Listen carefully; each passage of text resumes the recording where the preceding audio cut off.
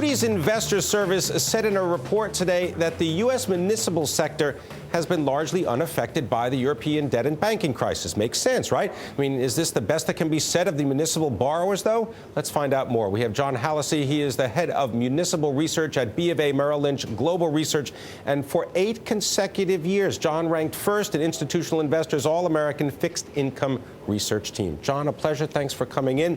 So, as I mentioned, Moody's says, all right, the Greek debt crisis, not such a big deal for U.S. municipalities. I mean, that makes sense, right? Yeah. But municipal debt has already staged this really impressive move higher. Why?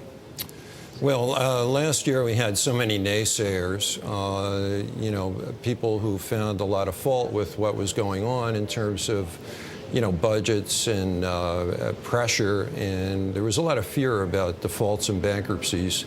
Let me guess, you might be slightly, I'll do it, okay. You're referring to a 60 Minutes interview with Meredith Whitney of Whitney Advisors. Well, that kicked the ball off, and it kind of crescendoed from there.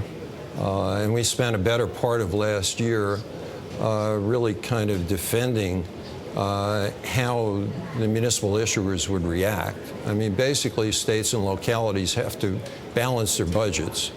And they have to do that either with tax increases, cuts, deferrals, delays, one-time actions, or other measures.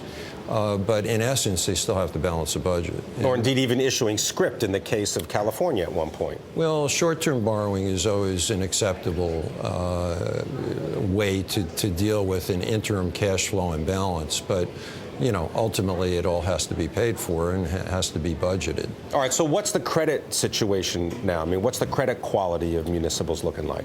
Well, net, the quality is actually improving a bit.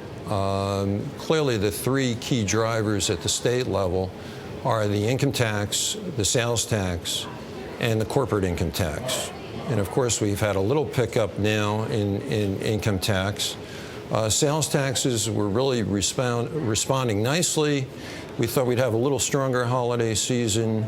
It wasn't quite as robust as we thought it would be, but there was still some hope, especially with the auto sales figures the other day, that people are not holding back as much anymore and are getting out there and being good consumers. In terms of the corporate income tax, corporate earnings have been relatively robust, but corporations are very good at managing their tax liabilities. So they take their loss carry forwards and their credits and what have you and lower their liability that way. But net, it's still good to see them performing so well. At the local level, it's the property tax.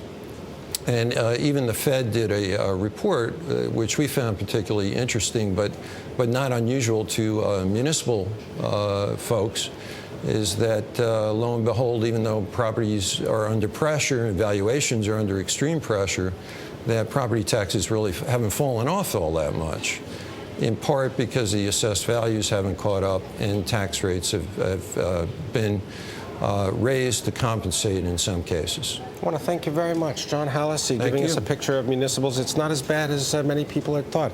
No. Appreciate it. Head of municipal research at B of A Merrill Lynch. Thank you very much.